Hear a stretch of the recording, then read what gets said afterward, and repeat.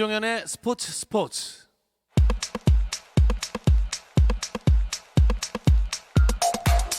국내 축구 이야기 축구장 가는 길 시작하겠습니다. 함께할 두 분 소개해드릴게요. 중앙일보 송지훈 기자 먼저 나오셨고요. 안녕하세요. 안녕하세요. 자, 그리고 송지훈 기자가 새로운 얼굴 한 분과 동행을 하셨습니다. 한번 직접 소개를 부탁드리겠습니다. 안녕하세요. 스포츠조선 윤진만 기자입니다. 끝이군요. 짧고 굵었습니다. 뭐 필요한 내용 다 들어있는. 예. 네네. 그 소속과 이름 중요하죠. 그 저희 스포츠와는 처음 이렇게 인연이 맺어진 거죠. 네, 제가 그 기자 생활하면서 스포츠에는 이 난다긴다 하는 기자들이 다 모인다는 소문 들었는데 제가 여기 나오게 돼서 참 영광입니다. 네, 난다긴다는 동의하십니까? 굴러가는 기자도 있습니다. 네, 뭐 날고 뭐 이런 정도는 저는 안 되고요. 네. 네, 아닙니다. 날고 기는 꼭 같이 계속해서 함께해 주시기 바라겠습니다. 자, 어떤 이야기들이 나올지 기대를 보면서 일단은 축구대표팀 벤투호의 얘기부터 해볼게요. 결과가 우선은 아쉽습니다. 이 월드컵 예선처럼 이렇게 승점 가지고 경쟁하는 이런 대회들은 초반에 승점을 1점이라도 더 가져놓는 게 이게 나중에 그 연금처럼 이제 노후가 아니죠.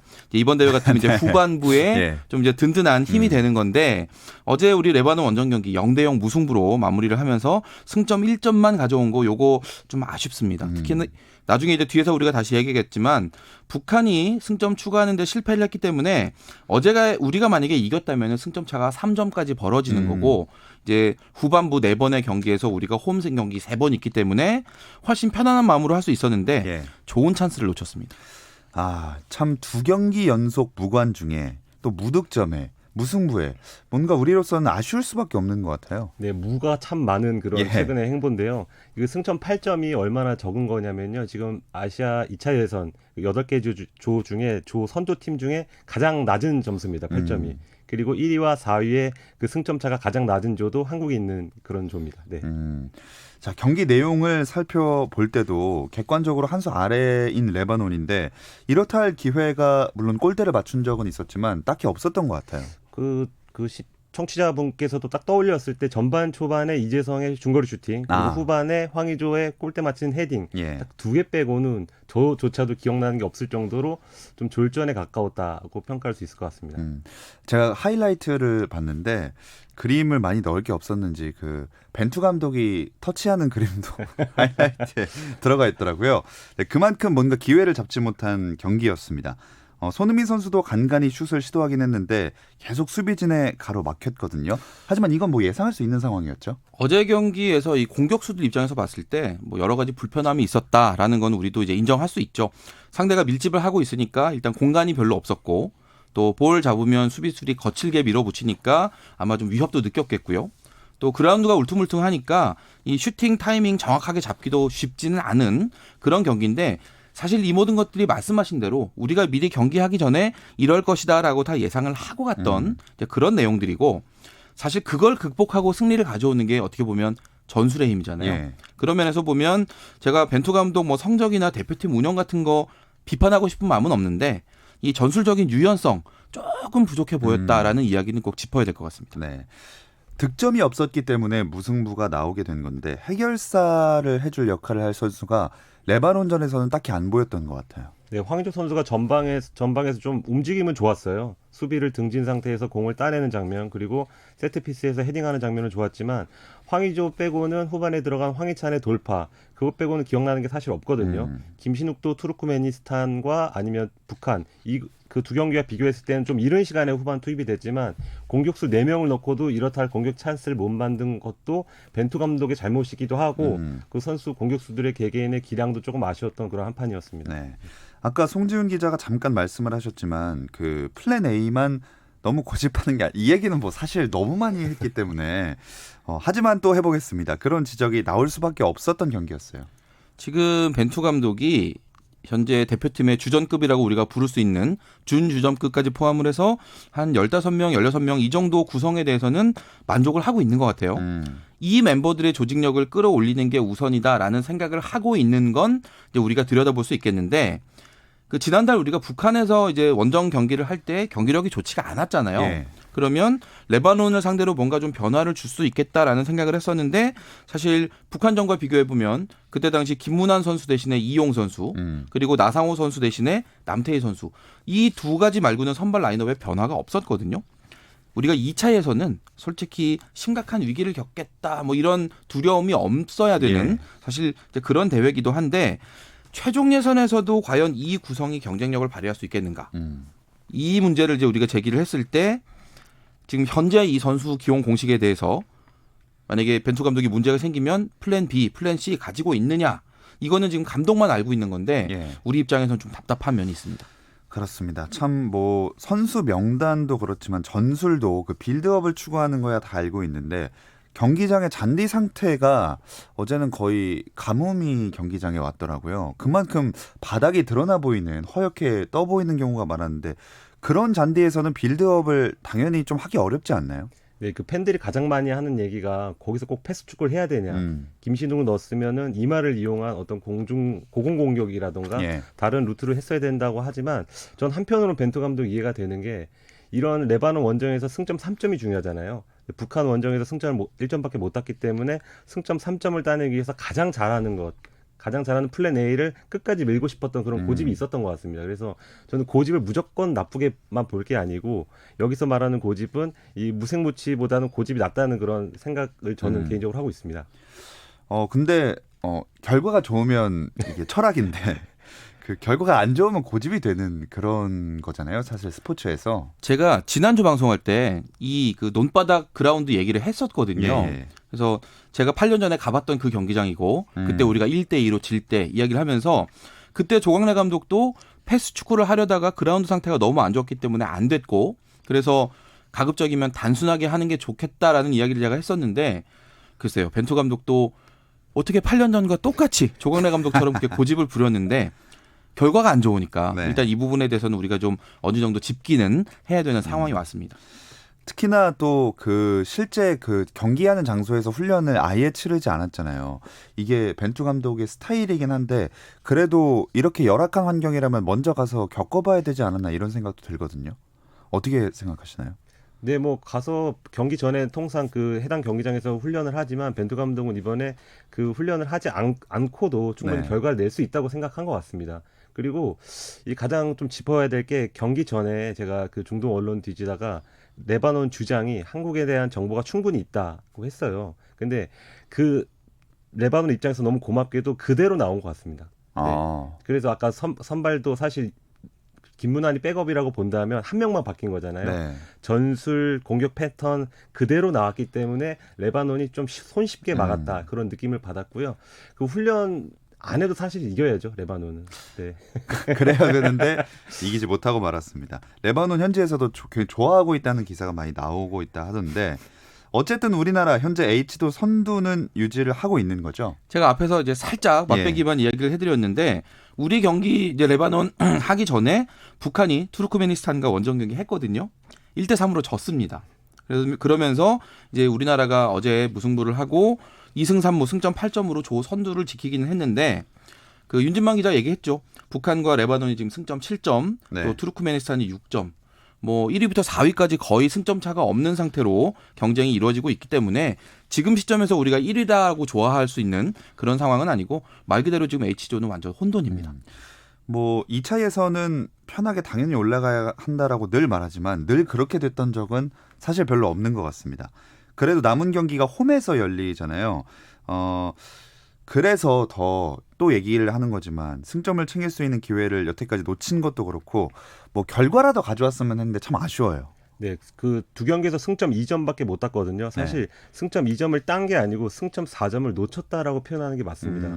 네, 지난 그 슈틸케 감독이 이끌던 지난 월드컵 2차 예선에선 지금 상황에선 전승 달리고 있었거든요. 그리고 승점 8점이면 통상 그 조 1위로 최종 예선 진출하려면 승점이 20점 이상은 돼야 되는데 남은 4경기에선 지금보다는 더 3승 1무 내지는 뭐 4승 전승을 해야지 좀 안전하게 올라갈 수 있는 그런 상황에 놓였습니다.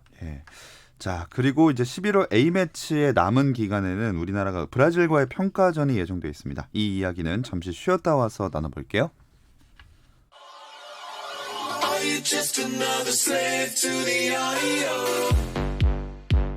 국내 유일 스포츠 매거진 라디오 김종현의 스포츠.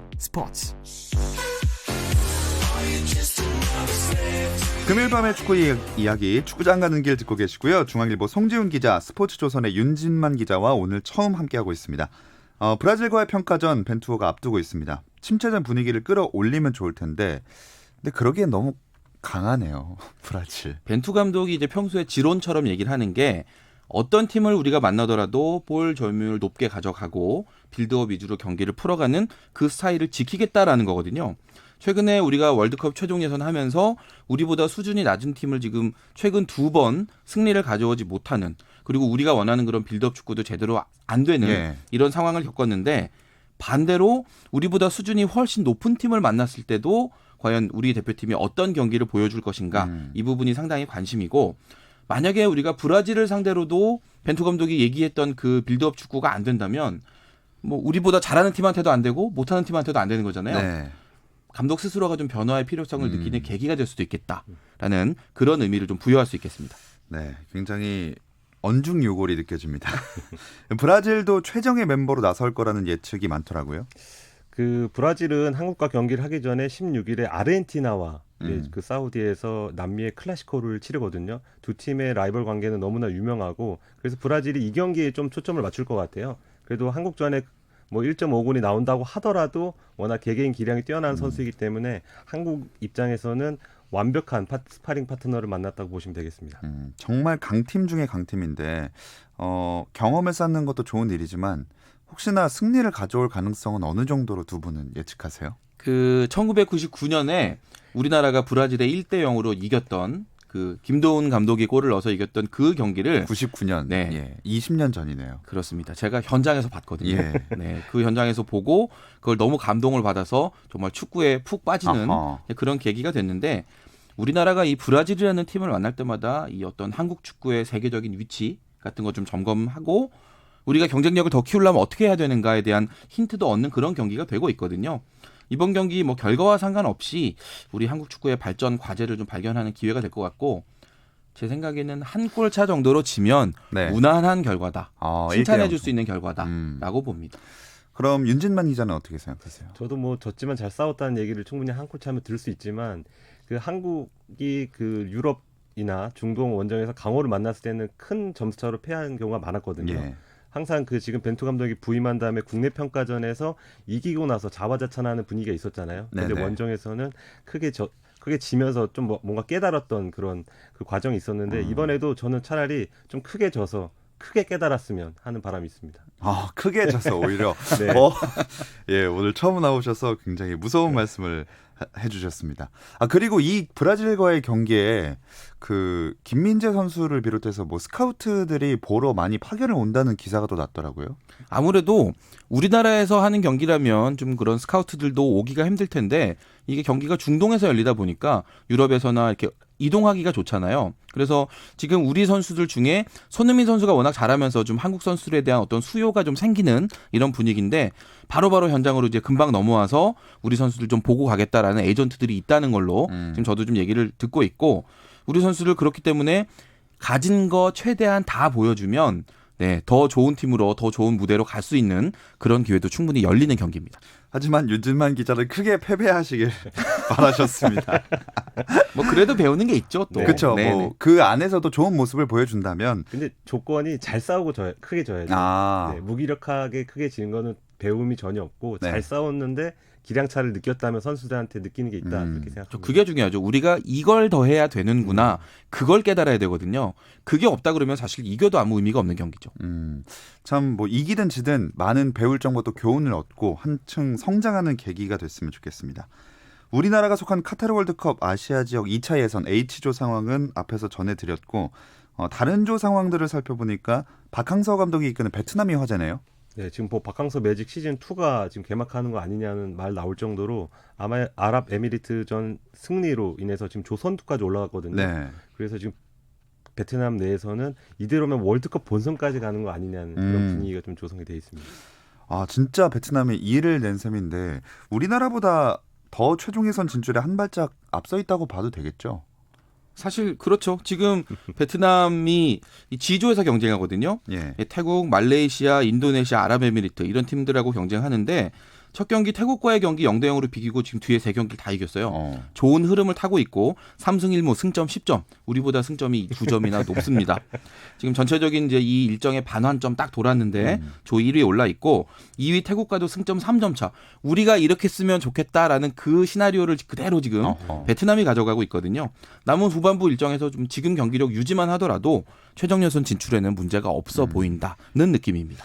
그래서 포상금도 막 쇄도하고 있다던데요. 네, 뭐 베트남 축구협회가 10억 동, 한국 돈으로 약 5천만 원 정도를 내놓는다고 이렇게 얘기를 했고요. 다른 기업도 그 대표팀과 그리고 이날 그 득점을 한 띠엔린이라는 선수한테 큰 금액의 어떤 포상금을 낸다고 이렇게 얘기를 했습니다. 네. 이 G조잖아요. 조 톱시드가 아랍에미리트인데 베트남에 말씀하신 대로 졌고 이란도 약간 불안한 상황이죠. 아랍에미리트가 G조에 배정이 됐을 때 조 1위가 낙관적이다라고 이제 스스로 아주 즐거워했었거든요. 네. 근데 지금 전체적인 일정 절반 끝난 이 시점에서는 낙제점이에요. 2승 2패. 지금 베트남, 태국에 이어서 조 3위까지 내려가 있는데 최종 예선 들어오려면 적어도 조 2위 이상은 해야 되기 때문에 남은 4경기 아주 심기일전 해야 되고요. 사실 아랍에미리트보다 더 심각한 건 이란입니다. 예. 지금 C조에 있는데 이라크가 3승 1무, 바레인이 2승 2무 하는 동안에 2승 2패. 어허. 네, 조 3위까지 내려가 있는 상태고 우리가 아는 그 아시아 최강 이란 맞나 싶을 정도로 지금 많이 흔들리고 있는데요. 이 마르크 빌모츠 감독이 지휘봉 잡은 이후로 좀 예전에 그 뭔가 끈끈한 맛. 우리가 이란하고 경기를 하면 얘네들은 좀 뭔가 불쾌해라는 맞아요. 그런 느낌을 줬었는데 요즘 그 느낌이 전혀 사라졌습니다. 확실히 감독이 바뀌는 게 팀 전체에 많은 영향을 끼친다는 걸 알 수 있는 그런 상황이네요. 그리고 중국 대표팀도 어수선하다면서요. 네, 마르셀로 리피 감독이 시리아에 패한 뒤에 사퇴 의사를 밝혔습니다. 그래서 중국 축구협회가 이를 받아들이면서 사퇴를 굳어지는 그런 모양새고요. 그 리피 감독은 2019년 아시안컵 끝나고도 사퇴를 했었거든요. 예. 근데 이제 팀 사정에 따라 다시 돌아와 달라 해서 돌아왔는데 팀 성적을 원하는 만큼 내지 못하고 선수들 경기력이 좋지 않으니까 바로 사퇴하는 그런 어떤 책임감 없는 그런 모습을 보여줬다고도 할 수 있습니다. 자, 중국 축구에 진짜 많은 투자를 하고 있는데 이렇다 할 성과가 나오지 않는 건 이유가 뭘까요? 제가 이 방송뿐만 아니라 참 이 질문 여기저기서 많이 받고 또 많이 대답하는데 중국 축구가 국제적으로 경쟁력을 갖춰갈 그 시점은 이게 뭐랄까요? 지금 체계적인 교육을 받고 자라고 있는 현재 어린 선수들이 성인 무대에 들어가는 한 5, 6년 뒤부터다라고 말씀드릴 수가 있겠고 이 선수들이 전성기로 들어가는 한 10년 뒤는 돼야 지금과는 완전히 다른 중국 축구의 모습을 볼 수 있을 걸로 저는 그렇게 예상하거든요. 지금 중국 프로팀이나 대표팀은 사실 우리나라와 비교했을 때 기본기가 참 많이 부족한 선수들이 뛰고 있고요. 그런 점에서 우리와는 아직까지 좀 차이가 있는데 다만 지금 이번 겨울 그리고 내년 초까지 해가지고 중국이 7명의 귀화 선수, 총 7명을 귀화 선수들로 바꿔요. 그렇게 되면 그 선수들이 일시적으로 이제 대표팀의 경기력을 확 끌어올려주는 효과가 생기면서 만약에 중국이 최종 예선에 나갈 수 있다면 그때는 좀 다른 팀이 될 가능성도 있는데 나갈 수 있을까요? 요건 저도 잘 모르겠습니다. 근데 귀화 선수를 7명 쓰면 라인업의 절반 이상이 외국인, 사실 외국 출신으로 채워질 수도 있는 건데 이렇게 되면 사실 중국 대표팀이라고 봐야겠죠. 중국 국적자들이고 예. 제가 그 중국 축구 협회 관계자하고 만나서 얘기를 들었는데 공격 쪽은 다 외국인 선수, 귀화 선수들로 쫙 깔아놓고 이제 미드필더 이하 수비는 다 중국 선수 시키겠다. 이 작전이거든요. 그래서 공격수의 백업 선수까지도 다 귀화 선수로 구성하느라 지금 7명을 귀화시켰다라는 그런 얘기입니다. 네, 중국 이야기를 해봤고요. 요새 그나마 안정적인 행보를 보이고 있는 건 일본이랑 호주 정도라고 볼 수 있을 것 같아요. 네, 지금 4라운드 지난 상황에서 4전 전승을 한 팀이 일본, 그리고 호주, 그리고 한 팀 더 있습니다. 시리아입니다. 시리아. 네, 그 바로 중국 그 리피 감독을 사퇴에 이르게 했던 A조의 시리아가 4전 전승 달리면서 지금 유일하게 거의 돌풍을 일으키고 있습니다. 그렇군요. 일본과 호주, 시리아 전력이 좀 궁금한데 이 세 팀들이 정말 무난하게 최종 예선에 갈 만한 실제 전력인가요? 아니면 다른 팀들이 못한 건가요? 뭐 일본과 호주는 그냥 일본이 일본했다, 호주가 호주했다 정도로 정리할 수 있겠고 시리아 같은 경우는 지금 중국이 예상보다 못한 덕도 좀 보고 있는데 사실 중국이 그 시리아와 같은 조에 들어갔을 때는 그 중국 언론들이 그렇게 표현했어요. 젖과 꿀과 승점이 흐르는 조다. 아, 정말 너무 멋진 표현을 낙관했네요. 했는데 네. 예, 뚜껑을 열어보니 중국 대표팀의 전력은 아직 거기까지가 아니었습니다. 반대로 시리아 선수들은 아주 지금 좋은 분위기를 타면서 4승까지 지금 4경기 하면서 4승까지로 아마 예상했던 나라는 많지 않을 텐데 그렇죠. 돌풍의 팀입니다. 진짜 확실히 설레발을 함으로 설필패를 확인할 수 있는 오늘 그 괜찮다고 했던 팀들이 다 못하고 있잖아요. 네, 확인할 수 있습니다. 네. 그리고 벨 감독이 이끄는 여자 축구 대표팀 오늘부터 E1 챔피언십에 대비해서 훈련에 돌입을 했습니다. 네, 그 벨 감독이 사상 첫 여성팀 외국인 감독으로 지금 관심을 많이 끌고 있는데요. 그 멘트가 좀 멋있습니다. 16살부터 36살까지 모든 선수에게 가능성이 열려 있다. 네, 그래서 내년 2월에 가장 중요한 올림픽 최종 예선을 앞두고 선수들한테 문을 열어놨다는 점에서 가장 멋있는 멘트였고요. 그 김혜리나 이 선수들 그 반응을 보면 첫 외국인 감독이 신기하기도 하겠고 또 새로운 기대치를 좀 나타내는 것 같습니다. 기존에 그러면 대표팀에 자주 오지 못했던 선수들도 좀 기대가 커질 수 있을 것 같아요. 사실 우리 전임 그 윤덕여 감독도 그 여러모로 우리 선수들이 참 존경을 했던 그런 지도자인데 네. 이 대표팀과는 다르게 우리 선수들이 성장 과정을 좀 보면 이제 주로 이제 주입식 교육 또 강압적인 분위기 이 속에서 성장했던 선수들이 많았거든요. 대표팀 감독을 외국인 감독으로 바꾼다는 거는 뭐 물론 대표팀 경쟁력을 끌어올린다는 얘기도 있겠지만 우리 선수들의 어떤 육성 방향이 자율적인 거, 창의적인 것 쪽으로 가야 된다라고 이제 축구협회가 이제 방향을 보여주는 거죠. 예. 그런 의미에서 선수들도 환영하고 있습니다. 자, 이 이제 외국인 감독 체제의 여자 대표팀 최대 과제는 올림픽 출전이겠죠? 네, 2월 초에 제주에서 미얀마, 북한, 베트남과 이렇게 최종 예선을 치르는데요. 한 번도 올림픽에 나가본 적이 없습니다. 그래서 이제 월드컵도 아니고 뭐 더 큰 대회라고 올림픽이 여겨지기 때문에 이 대회를 위해서 이제 12월 동아시안컵부터 실전 모드에 돌입합니다. 자, 올림픽 출전을 할 수 있을지 또 지켜봐야겠습니다. 그리고 저희가 청취자 문자가 그렇게 막 많이 오는 편이 아닌 것 같은데 오늘 괜찮은 게 하나가 와서 또 소개를 해달라고 이렇게 떴습니다.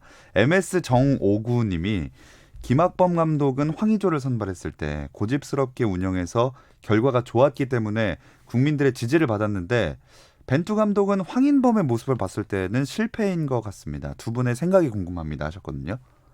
아직 실패로 낙인 찍긴 좀 시기상조라고 저는 생각을 합니다. 이제 빌드업에 있어서 황인범의 역할을 할 수 있는 선수가 많지 않아요. 예. 그 점을 이제 벤투 감독이 좋아하는 건데 그래서 지금 당장은 좀 많이 선수가 부진하고 이런 건 사실이기 때문에 좀 쉬는 시간을 좀 가져야 되겠지만 그 실패라고 하기엔 좀 이르다라고 정리하고 싶습니다. 네, 송지훈 기자는요. 학점을 매기기에는 당연히 좀 아직은 좀 이른 감이 있는 시점인 건 맞고요. 그러나 현재 황인범 선수의 경기력이 우리가 기대하는 거에 미치지 못하는 건 분명하기 때문에 뭐 많은 분들이 지금 황인범 선수 관련해서 뭐 왜 자꾸 기용하느냐 이런 불만도 제기하시는데 그 불만에도 충분히 저는 이제 납득할 만한 이유가 있다라고 봅니다. 그 벤투 감독 입장에서는 이렇게 안 좋을 때는 좀 많이 바꿔줘 보는 것도 방법이 될 수 있죠. 막판에 좀 긍정적인 이야기를 해주셔서 갑자기 생각난 질문이 있습니다. 100점 만점에 벤투호의 현재 점수는 두 분은 몇 점 정도로 매기시겠어요? 현재까지 운영 전체를 봤을 때. 저는 79점 줍니다. 저는 80점 이상이면 무난하다라고 보는데 2차 예선에서 지금 이 정도면 80점 주기는 조금 좀 미달이고 전 79점 정도 주겠습니다. 윤진만 기자님. 저는 49점 주겠습니다. 왜 이렇게 떨어지죠? 네, 절반에 좀 못 미친다는 그런 생각 때문인데요. 그 지금까지 했던 대부분의 경기가 국내 평가전, 장거리 원정을 떠난 팀을 상대로 이겼던 그런 기억이 많기 때문에 이제부터 시작이다. 조지아 원정부터 시작해서 투르크메니스탄, 북한 원정, 레바논 원정, 브라질 평가전까지 어떤 좀 부진한 경기를 계속 나오기 때문에 네, 그렇게 49점 줬습니다. 네, 앞으로 어떻게 점수가 바뀌어갈지 지켜보겠습니다. 중앙일보 송지훈 기자, 스포츠조선의 윤진만 기자와 함께했습니다. 고맙습니다. 감사합니다. 주말에는 9시 20분부터 함께하실 수 있고요. 저는 월요일 8시 30분에 다시 돌아오겠습니다. 김종현의 스포츠.